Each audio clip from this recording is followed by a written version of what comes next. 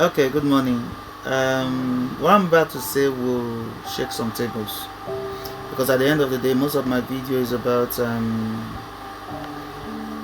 the struggling of men when it comes to relationship. Most of my relationship video, respect, marriages, and what the Bible said concerning marriage. Woman shurat, man shurat. I try to make sure I base it on biblical principles. But today, I'm not necessarily going to be talking about principles. I'm just going to be talking straightly to the women. That at the end of the day, most of the things you guys go through in marriages, you are the cause. I'm not going to be saying about a nagging wife or whatever. I'm going to be talking about you who truly wants to actually get married, you who want to be a wife, you know you're doing your best. Something happened recently that is prompting me to make this video. These couples, I know them. The man did certain things, and everything he did from the start to the end, he was wrong. Though the action the lady took, she should have taken those actions, but whatever the man did from the start to the ending, there was nowhere the man was right. But funny enough, he was shocked that I was supporting the man. So there was a time she now came, and you see it in her face, like, and the most funny thing, it was how I knew before the man. So like, I expected you, this is clear fact, I expected you to. So I now told her something. I said,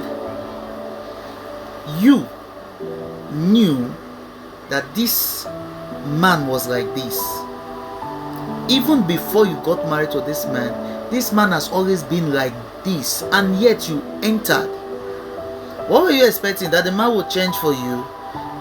When he was asking you out, he didn't change when he was at a loss. It is when you don't ever see they do campaign after he don't win an election. It doesn't work like that. So this is for the women. Before you make that drastic decision to change who you are, your surname to his name, get pregnant for him, make sure he is worth it.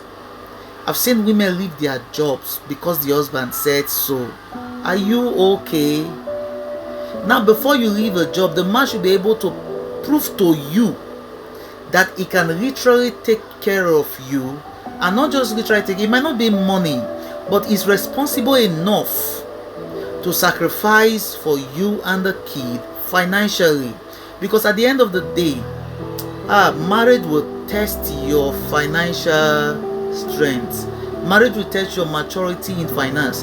Have you ever wondered why is it that a man, two people are broke and yet they are married, and people will be body shaming the man? What about the woman? She's an adult also, right? So you need to be sure about his financial commitment, not his bank account, because he can have money today and be broke tomorrow. But the guy who loves you and understand that it's his responsibility will sacrifice for you.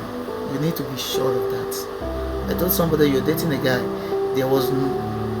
you've not heard, why you've not been online since? I don't have credit, or I don't have call unit. It happens. I know there's a lot of liability out there calling themselves girls, but it happens. And you hear something like, no wahala now, when you don't subscribe, message me. Little things like that, and you know it's not like he can't do it, because he always has subscription on his phone. But somehow, for you, and he asks you to marry him and you still went ahead. See, there are certain things the church will not tell you.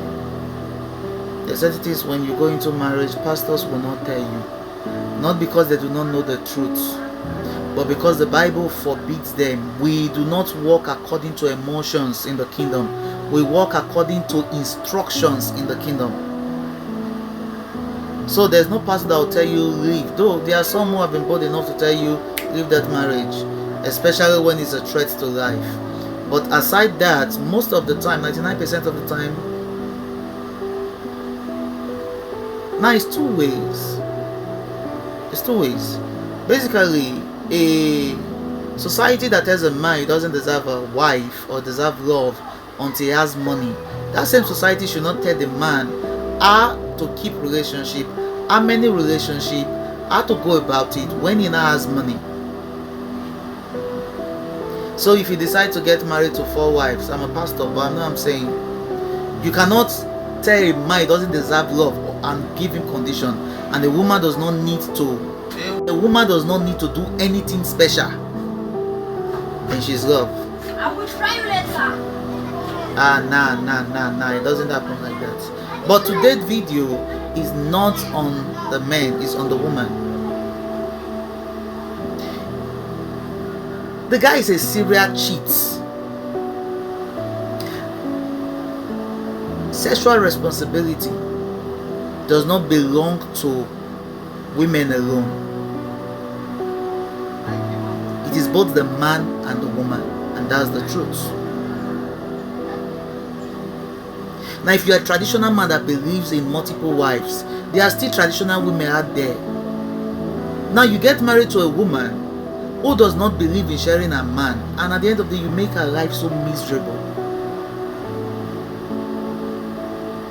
There's a reason God gave you guys the power to say yes to marriage.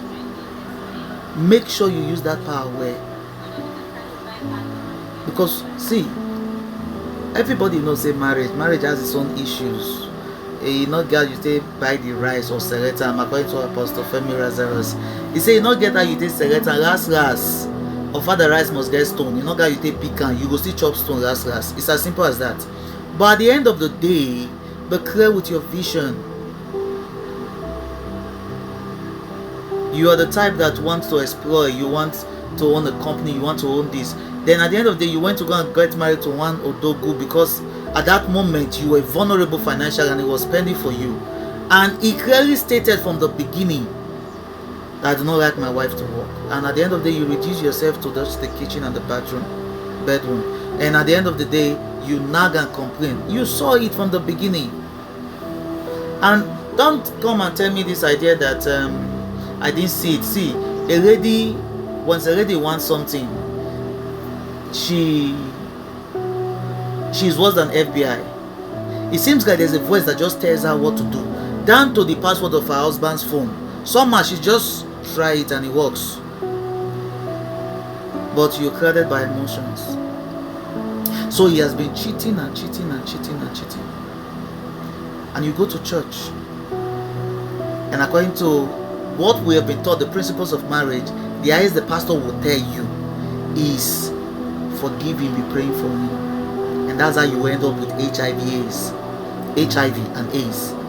You treat gonorrhea and treat teen, they'll eat up your womb and you'll not be able to give birth. Now the most funny thing, you get married to a man and the man started showing his character. You now give birth to 1, 2, 3, 4, 5. From the beginning, after the first 2 years, in fact, I advise every lady, before you get pregnant again, after you have gotten married, make sure that child is 2 years. By 2 years, you've known the character of the man.